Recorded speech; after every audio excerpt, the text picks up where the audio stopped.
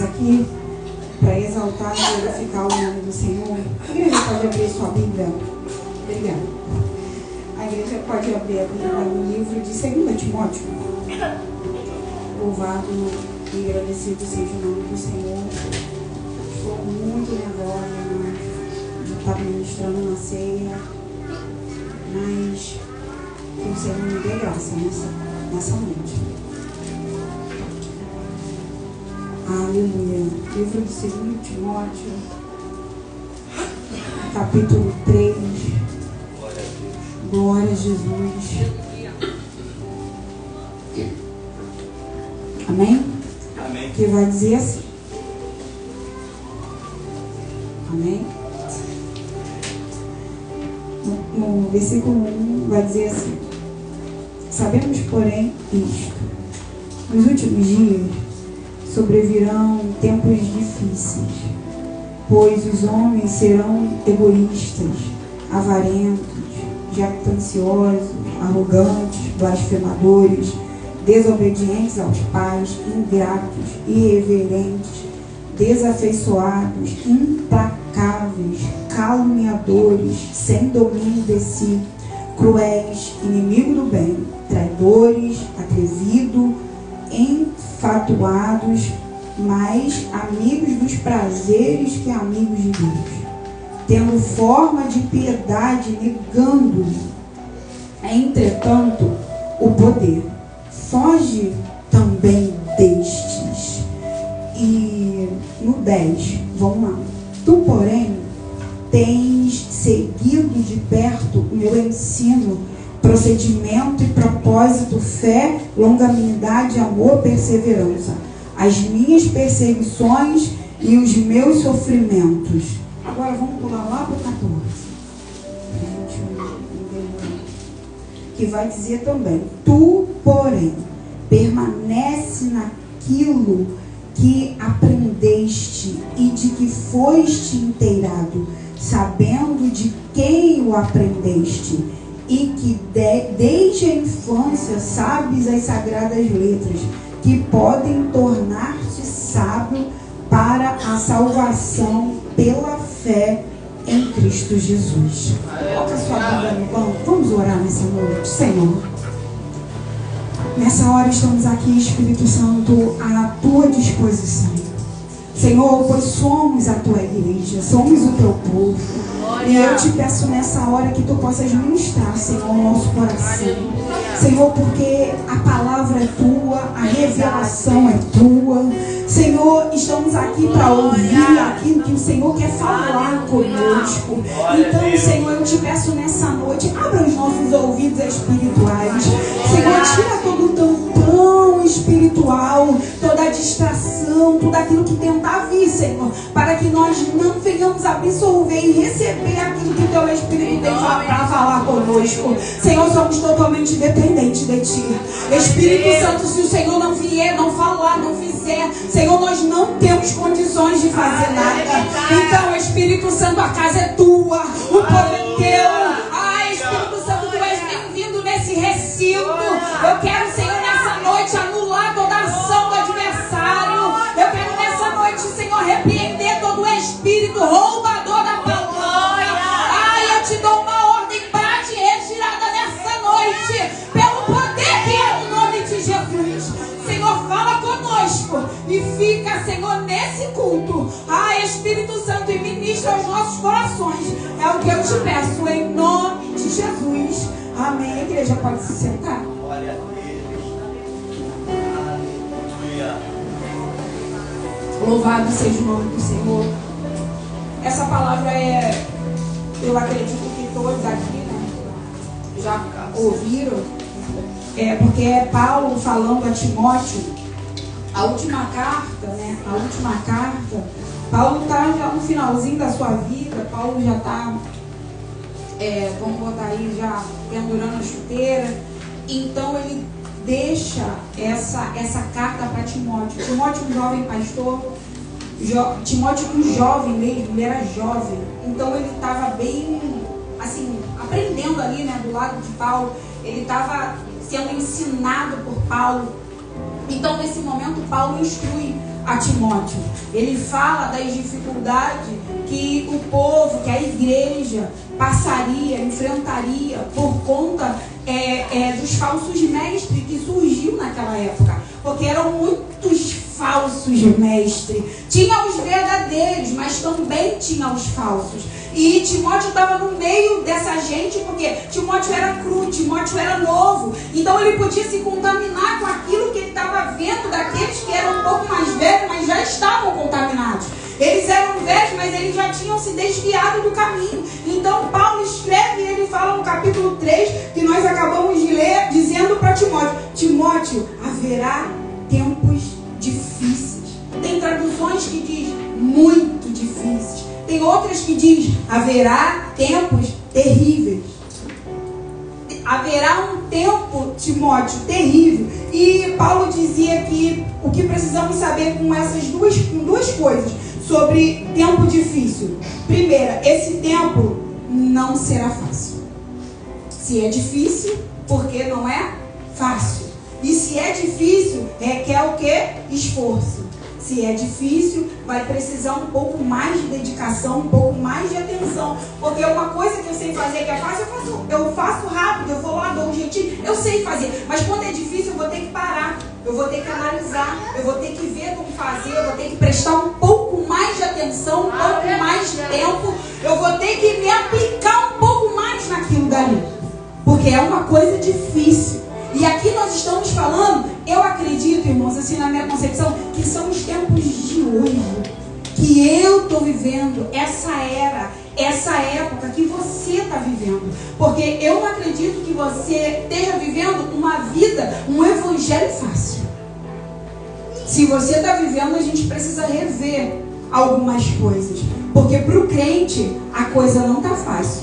Sabe por causa de que não está fácil? Porque, primeiro, as ideologias, o sistema, o mundo caminha numa direção e a igreja precisa caminhar ao contrário disso que o mundo tem nos apresentado. Eles querem fazer uma reforma da Bíblia, eles querem reformar a palavra de Deus, porque eles dizem que ela é antiquada, ela está passada, ela é ultrapassada. Então é necessário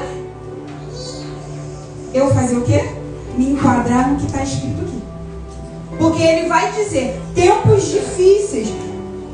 E a primeira coisa que ele diz é que os homens serão egoístas. O ser humano será egoísta. Egoísta é amante de si mesmo. As pessoas hoje, elas são narcisistas. Elas pensam em si. Elas querem fazer aquilo que agrada a sua vontade, aquilo que satisfaz o seu ego. Se isso vai maltratar alguém, se isso vai doer em alguém, o problema é seu. Eu vou fazer o que é bom para mim. Esses são os tempos que nós estamos vivendo. Essa é a era que eu estou vivendo. Mas aqui Paulo está falando para Timóteo, é sobre a igreja, irmão, não é sobre o mundo, não. O triste é isso. Porque a gente vê isso, né, e fala, não, a missionária Mariana é lá fora, as pessoas, não, é aqui dentro. Paulo está falando para a igreja.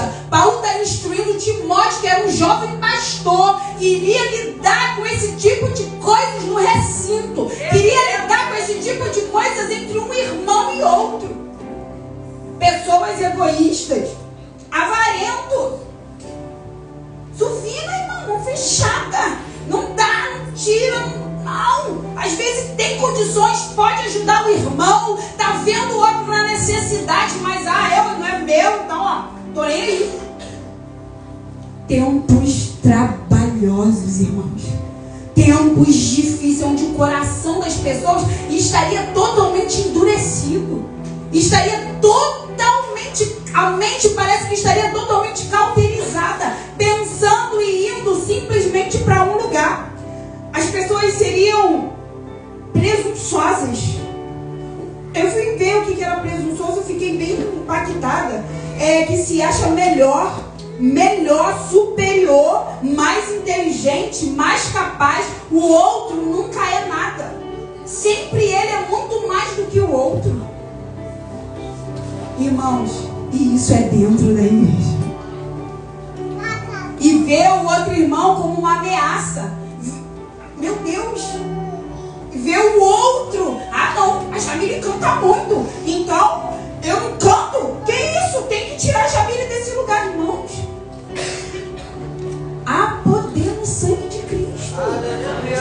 Mas Paulo continua discorrendo. Nós lemos no capítulo do versículo 10 que ele vai dizer, eu vou ler novamente, eu não vou demorar, quem me conhece sabe que eu não demoro pregando, ainda mais no culto de ceia, que tem tantas coisas. Vai dizer, tu porém tens seguido de perto o meu ensino. Paulo falando para Timóteo, ele, no finalzinho disso, de todas essas características, tudo isso que ele descreveu, ele fala, foge dessas pessoas. Sai de perto. Aqui ninguém é melhor do que ninguém. Aí você vai me dizer, Mariana, então eu não vou falar com as pessoas? Não é sobre isso. É você não fazer o que o outro está fazendo de errado. Vai orar pelo outro. Se você está vendo que o outro está fazendo algo que não condiz com a palavra, você não tem que nem comentar com o irmão do lado. Você tem que dobrar o teu joelho e orar pela vida dele. E pedir a Deus misericórdia para abrir os olhos. Por conta que se continuar desse jeito, para no inferno, irmão. Porque se a gente for ver lá no livro de Apocalipse, tem características de quem não vai entrar pelas portas do reino. E às vezes a gente está aqui porque eu prego, porque eu oro, porque tu canta, mas eu estou enquadrado em presunçoso, em egoísta, em arrogante, em blasfemo, tudo isso. E eu acho que está tudo bem. Só porque eu estou aqui e eu oro e o fogo cai. Irmãos, às vezes o fogo cai pela misericórdia, porque tem alguém sentado aí que tem que receber e o Senhor não vai negar, mas não tem nada a ver comigo não. Não tem nada a ver comigo não, irmão. Porque o Senhor é misericordioso. E quem precisa que está sentado, Deus não vai negar. Deus não vai negar. Mas naquele grande dia eu vou prestar conta. Naquele grande dia eu vou prestar conta. Porque o Senhor disse, você pregou, você orou, você jejuou, você fez um monte de coisa, mas eu nem te conheço. Eu nem sei quem você é. Então não é sobre as coisas que nós fazemos. Não é sobre o que você faz na igreja. Porque se tem alguém que fazia muitas coisas e fazia muito bem, todos nós aqui conhecemos. Quem é? Satanás. Ele é um ótimo empregado. Ele fazia com excelência, mas o coração dele se desviou, o coração dele se exaltou. Ele achou que ele era muito, que ele tinha muito, ele brilhava muito, ele estava acima de todos os anjos, ele achou que ele estava acima até de Deus. Aleluia! E aí ele foi expulso. Meu Deus, é muito forte essa palavra. Aí ele foi expulso porque ele se achou. Eu colocarei o meu trono, subirei e colocarei. Eu subirei e colocarei, irmãos. Não. Aquele que se humilha será exaltado. Aquele que descer, quem desce é exaltado. Não quem quer ser exaltado. Glória! Que nós não venhamos estar enquadrados nisso. É noite de ceia. É a segunda ceia desse ano.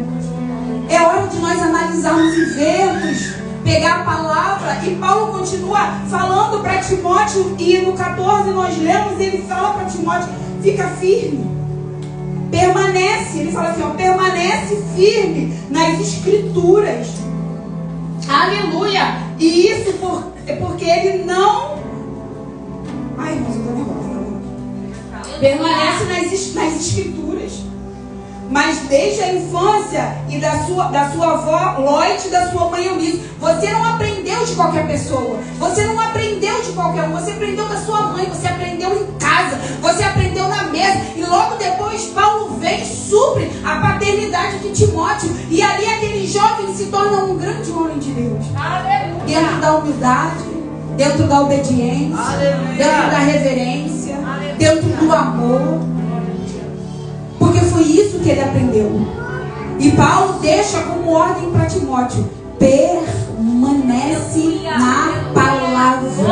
Permanece na palavra. Não permanece no que o outro está falando para você. Não permanece no que o outro está fazendo, se é certo, se é errado. Não importa, irmão, permanece naquilo que o Senhor